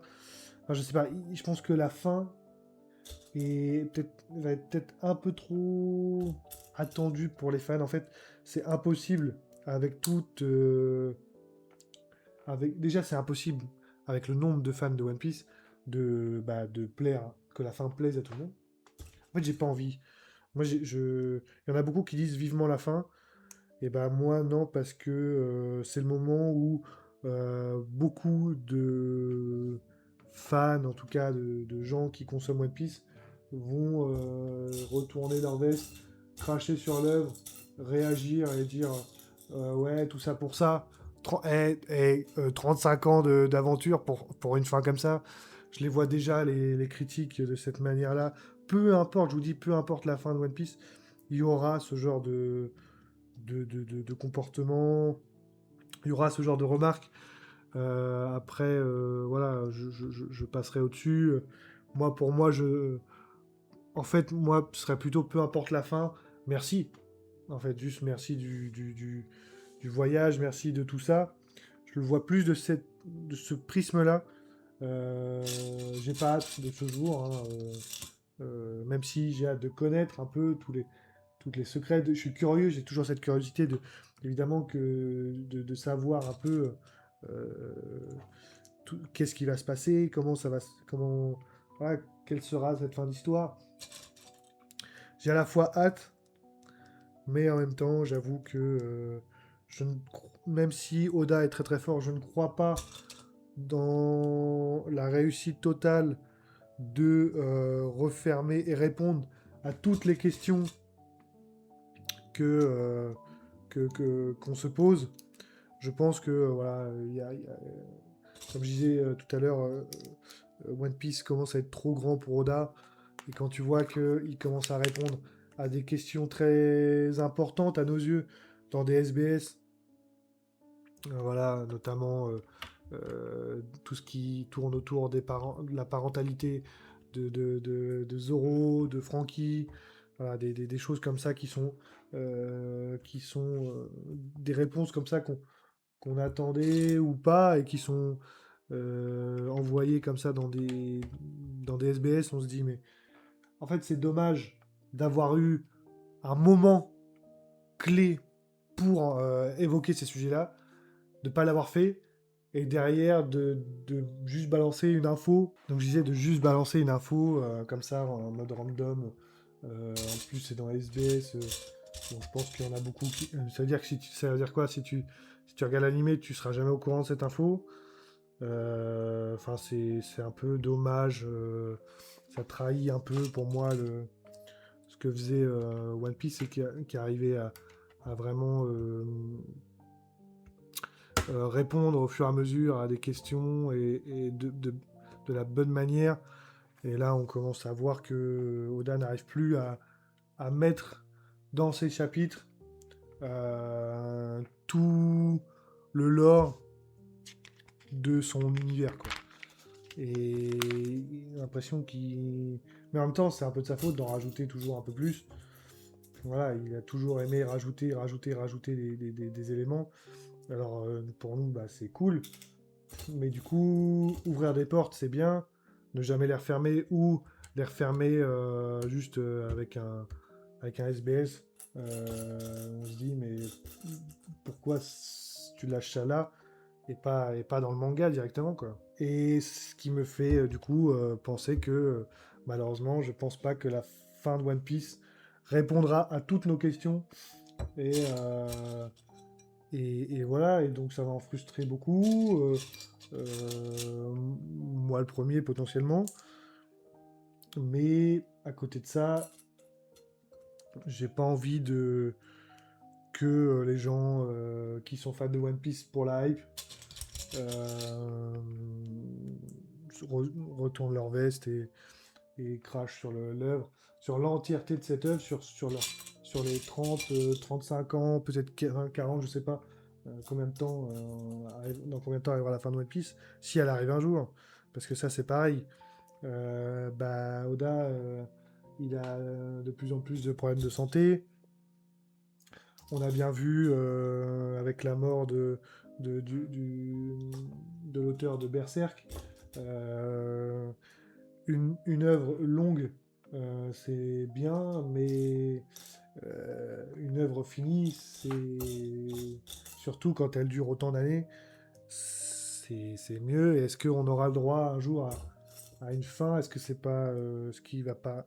Voilà, on n'est pas à l'abri que à tout moment, malheureusement, que le Oda il nous fasse une crise cardiaque ou alors qu'il ait un dos tellement en vrac où il pourrait plus ne pourrait plus faire ses chapitres. Donc voilà, tout ça me fait peur. J'ai j'ai j'ai pas hâte. C'est déjà très fou en fait. C'est déjà incroyable toute toute cette aventure. J'espère qu'elle ne sera pas gâchée ni par son auteur ni par ses fans. Et on verra bien, on verra bien. Mais bon, d'expérience, la fin des mangas. En fait, je dis ça aussi parce que effectivement, dans la fin des mangas, c'est quelque chose qui est très souvent critiqué.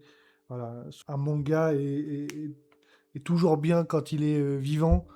À partir du moment où il donne une fin, c'est des œuvres qui durent pendant tellement d'années que souvent les fans disent que, voilà, la fin n'est pas à la hauteur du manga.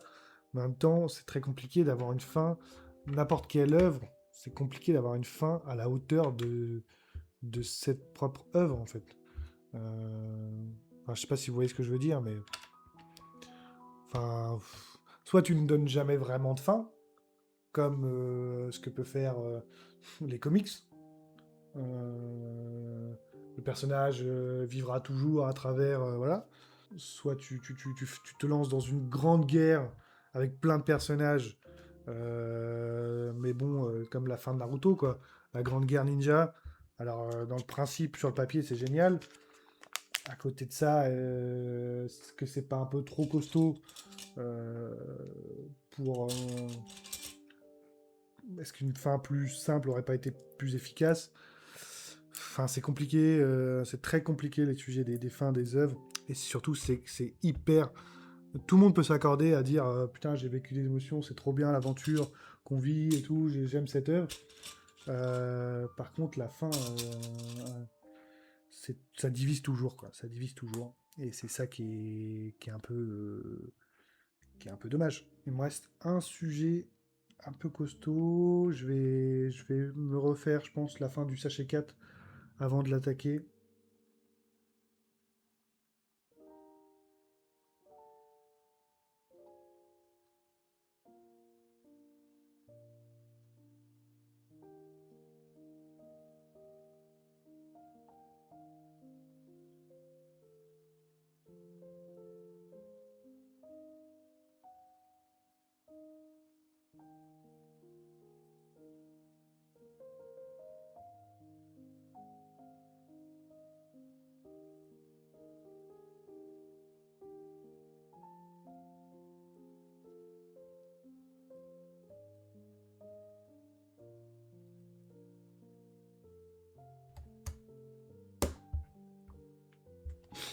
Et voilà.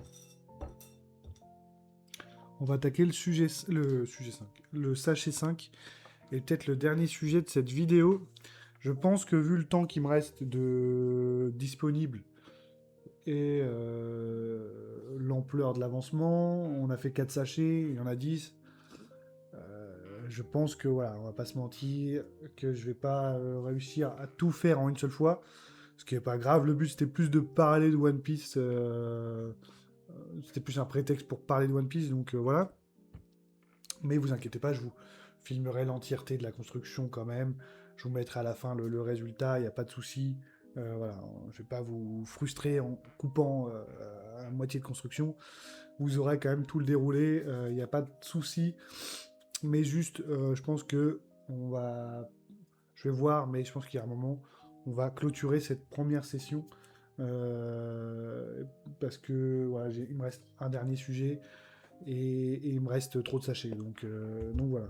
Ah non, j'ai encore un truc mystère. Ah, j'ai encore un 4 random wanted poster included.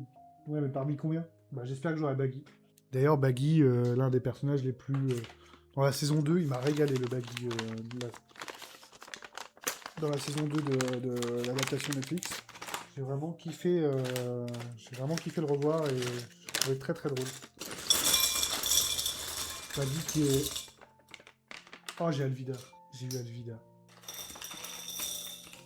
Je disais oui, donc Baggy qui est vraiment un personnage que moi j'adore, hein, que ce soit. Bon, alors je l'ai trouvé super dans la saison 2 de la série live action, mais même d'un point de vue du manga en général, je suis vraiment fan de ce perso. J'adore. C'est l'un ça va un peu avec ce que je disais tout à l'heure, c'est l'un des personnages qui a gardé cette folie. À chaque fois que tu le vois, tu sais que ça va être un peu drôle, un peu fou. Enfin, franchement, c'est très sympa, comme un personnage très sympa. Je crois, j'avais lu quelque part comme quoi c'était le personnage aussi préféré d'Oda. Est-ce que c'est vrai? Est-ce que c'est pas vrai? Euh, mais vu comment Oda prend un malin plaisir à à le malmener, c'est possible. C'est possible que ce soit l'un de ses personnages préférés. Et je me dis aussi, est-ce que Baggy, il est déjà devenu empereur avec la Cross Guild? Est-ce qu'il ne va pas finir par être roi des pirates avant Luffy? Pas longtemps, tu vois, mais genre en mode, je suis le roi des pirates, il prend une grosse patate par Luffy, il se fait tège, combat final contre Barbe Noire, Luffy devient réellement le roi des pirates, tu vois ce que je veux dire? Genre en mode, j'ai trouvé le One Piece, mais genre pendant 5 minutes, tu vois, genre tu le vois péter un câble de folie, je vous ai tous eu et tout, et genre grosse patate de Luffy, il se fait out direct, et là ça commence, tu vois. Est-ce que le gag n'irait pas jusqu'au bout? Moi j'espère, ça pourrait être très très drôle. Et voilà. Vive Baggy. Et donc le dernier sujet que je souhaiterais évoquer, c'est l'avenir au-delà de la fin de One Piece, l'avenir de One Piece dans le temps. Voilà, je pense que on est quand même plus proche de la fin de One Piece que du début. Donc cette fin arrivera dans 5, 10, 15 ans, je sais pas. Ça fait 10 ans que j'entends que la fin de One Piece est dans 3 4 ans. Euh, donc on va la vivre cette fin, qu'elle soit tragique par le fait qu'Oda n'aille pas jusqu'au bout ou qu'elle soit glorieuse. On va la vivre cette fin. Quel est l'avenir de One Piece? Alors moi j'ai envie de vous dire, euh, le phénomène qui a été Dragon Ball nous permet d'avoir une perspective d'avenir qui pour moi sera à peu près similaire, hein, à Dragon Ball, dans le sens où on a eu d'abord On a eu d'abord un long calme avec toujours une exploitation en jeux vidéo, en produits dérivés, en tout ce que tu veux, pendant quelques années. Un remake. Là, je pense que si la série live action fonctionne toujours, est-ce qu'ils vont la poursuivre? Est-ce qu'ils vont. Voilà. Je pense qu'il y aura toujours de l'activité d'un point de vue exploitation du manga d'origine. Mais je pense aussi qu'on va arriver un jour. Un jour viendra où, malheureusement, ou heureusement, ou je sais pas, où il faut s'attendre à ce que, je vous le dis, il y aura sûrement une suite. Parce que Naruto, qui est un monument, a eu Boruto. Dragon Ball, qui est un monument, a eu Dragon Ball Super, Dragon Ball Daima, Dragon Ball, tout ça, tout ça. Et donc, je pense sincèrement que oui, il va y avoir une, euh, une suite, pas alors j'espère, pas un an ou deux après la fin de One Piece. J'espère aussi que ce sera une suite basée sur quelque chose de concret, d'intéressant, plutôt que juste faire une suite pour faire une suite. Euh, J'espère que les personnages qu'on a connus seront respectés. Euh, voilà. Est-ce que mon avenir n'est pas de faire comme le chef otaku, du buzz sur la réaction à des dingueries sur l'univers de One Piece? Peut-être, je l'espère pas tant que ça. En vrai, j'avoue que je préfère que. Pourquoi pas, faut pas se mentir, il y aura une suite, euh, quitte à ce qu'elle soit présente. J'espère qu'elle sera correcte, qu'elle sera intéressante, qu'elle racontera. Parce que le but de tout ça, au final, c'est quoi? C'est de nous faire vivre quelque chose, nous raconter de belles histoires, nous faire continuer l'aventure avec cet univers qui nous attend régalé. Donc, il faut pour ça aussi respecter. Euh, il faut que cette suite potentielle, à moins vraiment que Oda lui-même dise ma dernière volonté avant de mourir, c'est laisser One Piece tranquille, et ne donne aucun droit nulle part, mais je ne pense pas, puisque déjà, il a déjà accepté un live action One Piece, donc il a déjà plus ou moins donné son, voilà, il a déjà été apte à le faire. Ok pour qu'on utilise son univers. Bon, toujours avec la marmise dessus, hein, mais bon. Euh, Ça n'empêche que, voilà, le jour où il l'aura pas, est-ce qu'il vendra pas les droits quelque part, quand même, potentiellement. Donc voilà, j'espère qu'on n'aura pas le droit à du One Piece Daima, du One Piece Super, ou que ce soit vraiment quelque chose qui est bien fait. Et j'espère que, bon, après, je pense que les fans de Dragon Ball, ils ont un peu lâché ce combat, mais euh, j'espère que ça va se calmer sur la surexploitation de l'univers One Piece dans les collaborations commerciales. Voilà, j'ai pas envie que. Avant, en fait, si tu voulais un frigo One Piece, une gourde One Piece, un chapeau One Piece, un truc One Piece, t'allais dans une boutique spécialisée sur internet et t'allais choper ton petit goodies, machin. Maintenant, tu as des propositions qui sont déjà là, présentes sous tes yeux en permanence. Des collabs de vêtements, des collabs de tout, des trucs estampillés One Piece, il y en a à l'appel. Et c'est pas un mal, mais euh, voilà, encore une fois, l'exploitation commerciale, j'ai pas envie que One Piece devienne juste une marque. Enfin voilà, mais je pense que One Piece est parti pour laisser, je pense, peut-être que je me trompe, un impact plus important dans la culture manga que Dragon Ball. Alors peut-être qu'aujourd'hui vous dites ouais, non, je suis pas sûr, peut-être pas. Réfléchissez à la longévité, à la popularisation que One Piece vit en ce moment. Voilà, le One Piece d'il y a 5 ans est moins populaire que le One Piece actuel. Qu'est-ce que ce sera dans 5 ans? Qu'est-ce que ce sera après une suite, enfin après une fin qui va peut-être potentiellement faire beaucoup de bruit.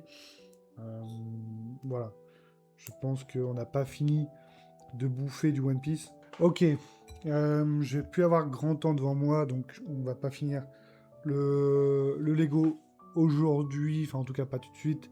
Euh, je me mets le sachet 5, je me termine le sachet 5 rapidement, et puis après je pense que, à moins que j'ai d'autres sujets à traiter, mais je pense qu'on a fait un bon bilan de One Piece, enfin de mon ressenti vis-à-vis de One Piece. Donc, je me termine le 5.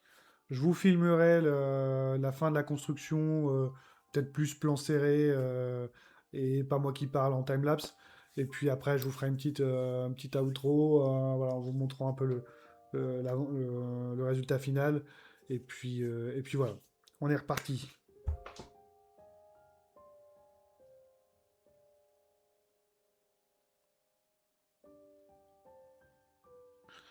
Petit sujet qui a rien à voir, enfin qui a rien à voir, si un peu, mais voilà.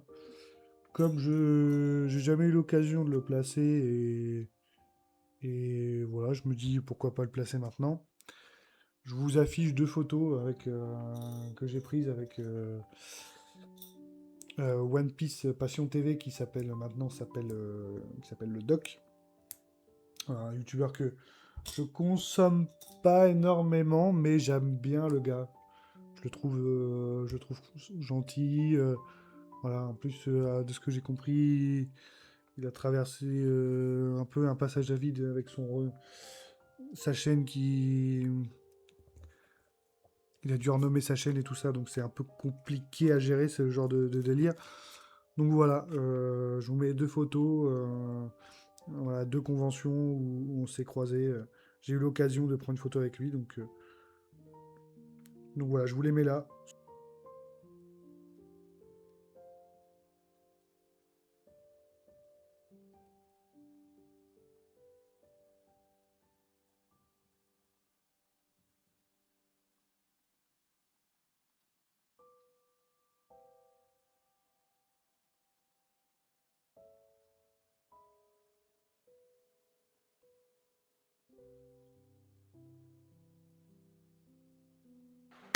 Bon, bah, messieurs, dames, on a fini le cinquième sachet.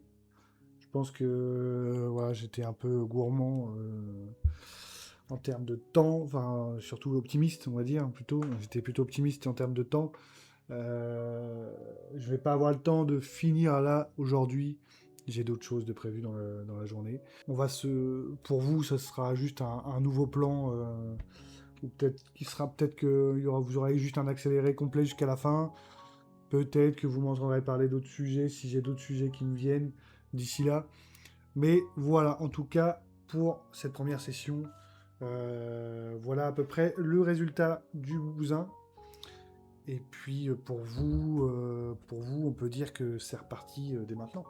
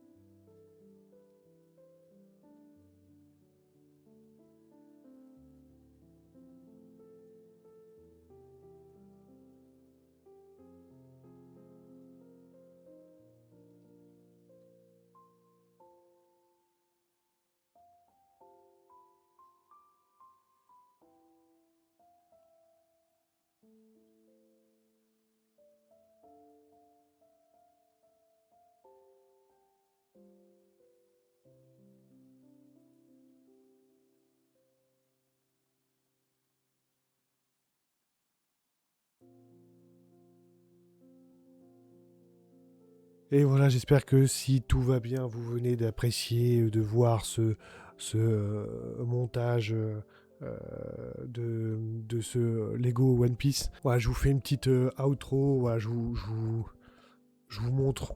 Hop, je vous montre la bête, même si vous l'avez déjà bien vu, mais voilà, à peu près ce que ça rend. C'est quand même assez sympa. J'avoue que le rendu final, bon, il claque bien quand même si on reconnaît un peu plus l'aspect du live action plutôt que le vrai Vogue Mary, comme Shiroda le dessine plus avec plus de rondeur. Mais globalement, c'est vrai qu'il a une certaine prestance, il a quand même un certain flow sur voilà, quand on le met dans une étagère ou quoi, il claque pas mal. Donc, puis il y a quelques petits, ils se sont un peu fait chier quand même sur des petits détails, des petits easter eggs, voilà. Ils n'ont pas fait les choses n'importe comment non plus, donc j'ai plutôt apprécié tout ce montage de Lego. Et en général, je voulais aussi revenir un peu sur, je pense pour vous, plus le début de la vidéo où j'ai un discours un peu, peut-être, je fais un peu un coup de gueule sur One Piece, sur pas mal de sujets. Euh, mais je voulais finir sur une note positive. Sur une note positive. Voilà, même si One Piece, il y a des hauts, il y a des bas. Bon, bah, c'est pas pour rien que je l'ai là non plus. C'est que c'est quand même une œuvre qui est très chère à mon cœur, qui vraiment me suivra toute ma vie, je pense. Je pense que si je vais jusqu'à 90 ans, je me le souhaite. Et bah, je pense que dans ma tête, il y aura toujours, déjà sur mon corps, hein, bon, après l'état de la peau, on verra comment elle sera, mais peut-être que ce sera plus qu'une espèce de larve, bref, je m'éparpille. Je pense que j'aurai toujours une pensée, une affection pour One Piece. Ça sera toujours, voilà, ça a tellement marqué mon adolescence, tellement marqué une grande période de ma vie, que même si la fin déçoit, même si on nous fait des suites pas terribles, même si ça devient hyper commercial.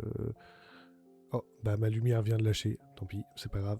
Il y aura une ambiance un peu plus sombre pour cette fin de vidéo. De toute façon, je vais pas m'étendre beaucoup plus. Je pense que cette vidéo est déjà assez longue. Mais voilà, c'était pour finir sur une touche un peu plus positive. One Piece, ça reste quand même trop bien et il faut faire découvrir cette œuvre, ne serait-ce que pour toute l'aventure, tout ce que les personnages vivent, toute l'émotion qu'on peut ressentir pour cette double lecture qui peut être intéressante dans un second temps avec tout l'aspect politique, mystère. Voilà, c'est quand même quelque chose de très complet, de très grand, de très beau. Et voilà, c'est quand même. Cette vidéo-là, elle n'est pas là pour rien, même si j'ai dit pas mal de choses négatives. Au fond de moi, je reste quand même peut-être l'un des plus grands fans de One Piece, donc, et je pense que je le resterai à vie. Voilà, c'est pas pour rien que c'est là, quoi. Donc voilà, c'était pour faire une petite fin un peu plus positive. J'espère en tout cas que cette vidéo vous a plu. Je pense qu'elle va me prendre 1 milliard d'années à être montée proprement. Mais voilà, c'est la passion, c'est comme ça, c'est tant pis, même si j'ai mis 3 mois à la monter, et bah tant pis. C'est le genre de vidéo que tu fais que je fais plus pour moi que pour vous, même si le but c'est de la partager et qu'elle soit vue et que vous passiez un bon moment devant. Mais voilà, c'est une vidéo que j'aurais faite dans tous les cas, même si il n'y avait pas, même si il y avait personne qui la regardait, quoi.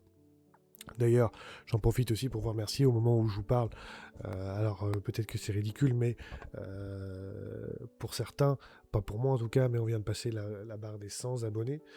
Bon, je suis très content. C'est un petit palier, c'est un petit pas pour l'homme. Enfin, c'est un petit pas pour moi en tout cas, pour cette chaîne. Mais c'est un grand pas quand même, voilà, pour moi, pour cette nouvelle passion aussi qui est la vidéo. Donc un petit message de remerciement et puis voilà, n'hésitez pas à continuer à faire vivre cette chaîne, à la partager, à ceux qui connaissent pas, à liker, à soutenir, voilà, chaque petit commentaire, chaque petite interaction, bah, ça me régale, donc voilà. Et puis voilà, c'était un épisode sur cette chaîne YouTube un peu à part, mais on va continuer à parler de films, de mangas, de séries, voilà, de pop culture en général. Et puis ça va être génial. Allez, tchuss!